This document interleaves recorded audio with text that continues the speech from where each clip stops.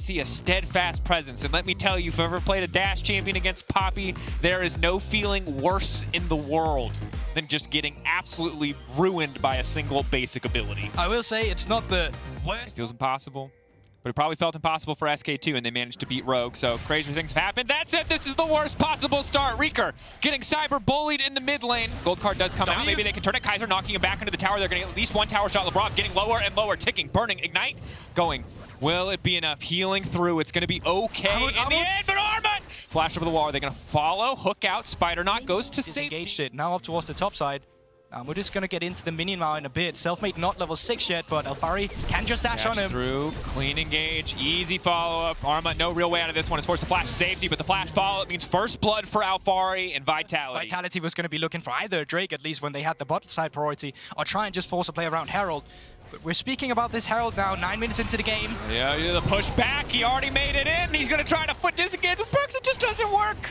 And that's the combo. Even the steadfast presence, not enough to stop it. Oh, missed the timing of it. Didn't stop the initial Luna rush from Selfmade, and now Labrov going on to Armut. No flash. Cut out. No flash means that is one dead prehistoric Yordle. Is that what he is? Prehistoric Yordle. He is a prehistoric Yordle. I do believe he was frozen up. The side of Vitality is Perkz is also recalling. Don't have enough members on the map, but we'll see what they can do when they do return to their respective lanes. And this is very interesting because usually Mad Lions, they just not really find their footing to ever play for the Jinx then. And you just can't afford to fall that far behind. Jinx hasn't even completed an item. Yes, she has a coal, so when she completes that, it's going to be a lot of extra gold in the pocket. We'll be able to move through, but the sheer amount of burst damage, further and further far behind you fall, the more your execution has to be flawless to stop these fights from coming through. Kaiser on the top side. 3v3. Elyoya coming in looking to change it, but a wind wall to interrupt a little bit of follow-up there. Labrov now going to be the headbutt pulverized combo. Hyper ticking.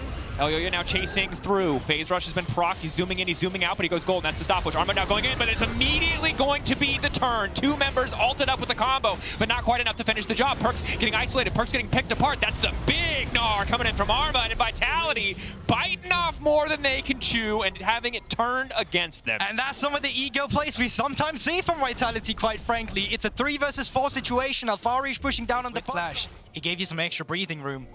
And now Kaiser, we talked about a pick, we talked about you can go for some of it. I don't know if Labrov's the one you want to go for, but here's Elyoya around as well. Reeker joining the fight. Aftershock trade for Aftershock, but immediately the CC, it's just too much. That's the execute with the Jinx rocket, but now Carzzy is stepping forward. Alphari moving in. That TP ultimately going to feel a little bit wasted because Gnar is pushing in on the bottom side, and Alphari can't get anything done in the mid lane. And that's when we talked about Kill going over to Unforgiven, exactly what you wanted from Mad Lion's side, and you did it without even opting in for a team fight. Now it's a 5 versus 4 situation. Extra movement speed comes out from the rocket belt, leaping over the wall, take out Armut. One quick pick means this dragon should be an easy pickup for the side of Vitality. That said, Reeker, Kaiser, Unforgiven, Elyoya, 4 members strong of Mad in the area, and it looks like they are ready to contest. Alphari, a very strong crocodile, but he cannot dash out of that steadfast presence. There's just so much CC. The feathers fly, but they will not be pulled back.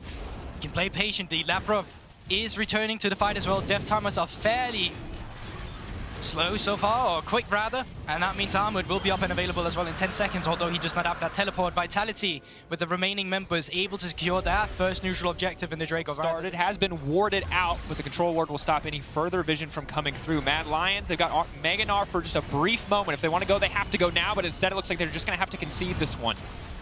Intel is being given. Knockback, support out of the fight, isolated. Reeker off to the side, chain CC onto the Renekton and knocked into the wall, but they don't really have a lot of follow-up damage. He's waiting. Does he have the ultimate? No, he doesn't. Going over the wall, gold card comes out, but the wind wall from Perkz.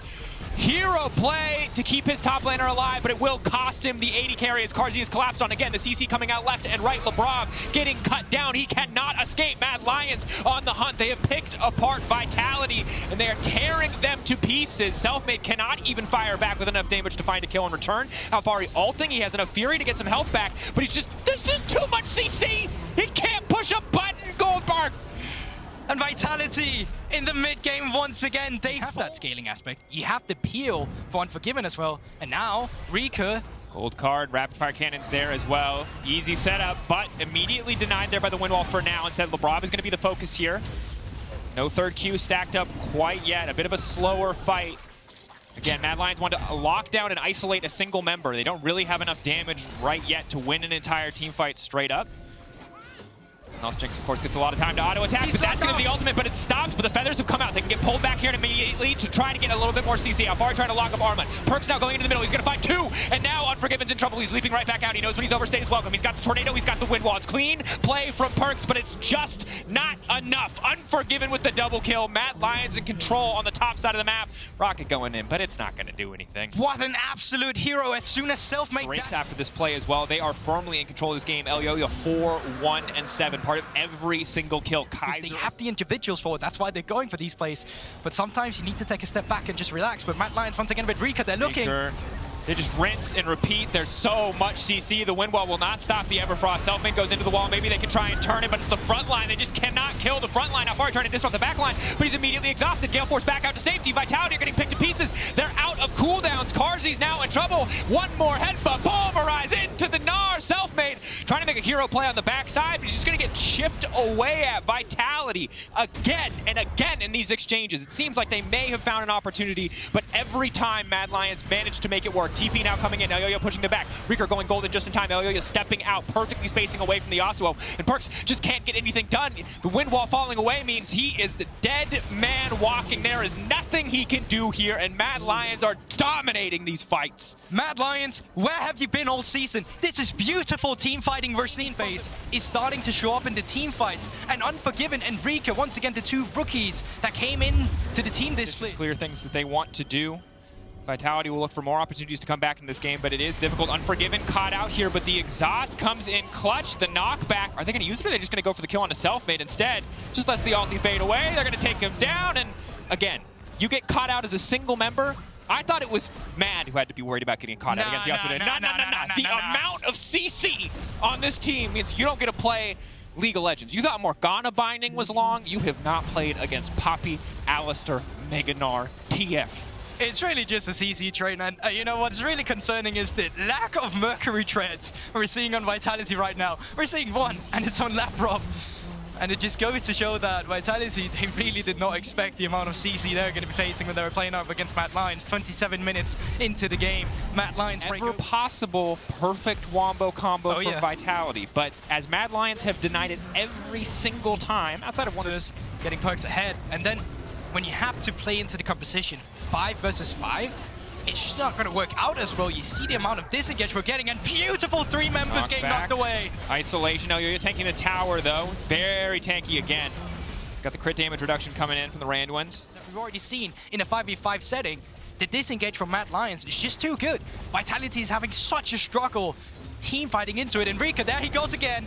Gold card comes out, but it's a little bit too late, or rather, wind wall comes out, but that's going to be the lock-up on Unforgiven onto the backside. He has every cooldown, no demand, but it's not enough. The Gale Force, the flash, but the Tornado will finish it. That's a shutdown. That's big for Vitality. Carzzy, a lot of space to work with. Reeker over the wall with the gold card. They're going to lock him up. Armut, the ulti, where's he going to go? Knocking away, looking to disengage. He's going to come in. He's going to go in for the kill. He's going to take down Carzzy. Mad Lions are simply too far ahead. Vitality thought they had found an opportunity, maybe the healing from Alphari, but no, again, the CC train is here, and it's running all the way to the station. Armut on a rampage. Mad Lions dominate again. But that proverbial window of opportunity has most certainly closed. This Baron should be the death of Vitality. It should be one more day in the LEC with hopes alive for the side of Mad Lions. This is big. Again, remember, Unforgiven. It looks good. Kaiser and Elyoya go on him. I think, hey, he's got a lot of life still. Maybe he's going to live. No. Ignite comes down. Infinite CC comes down. Perkz not quite far. Oh, Perkz locked up. Gold card comes out. But again, the Everfrost does not really care about that wind wall. Perkz getting slowly chipped away at. There's another gold card, and he cannot play the game. It just keeps happening over and over again. But there's the combo. Maybe now. Xayah coming in. Big damage coming back from the lethality, but not nearly enough to get anything done. Mad Lions, again, they are just beating them down with their wallets. Vitality find brief moments where they can get it right, but it is not enough. It has not been enough throughout this entire game, and Mad Lions will make the upset happen. They will take down Vitality, and they will keep their playoff hopes alive for another day. Completely different Mad Lions we're seeing today from last week. Last week they tried to be so creative. So many top playmaking scenarios was pushed upon them, making the Aatrox work, making the Rise work in the early game as well. But this time around, they just have a scaling peel composition, play for Unforgiven. We set it up today, Drakers. Who's going to be that secondary?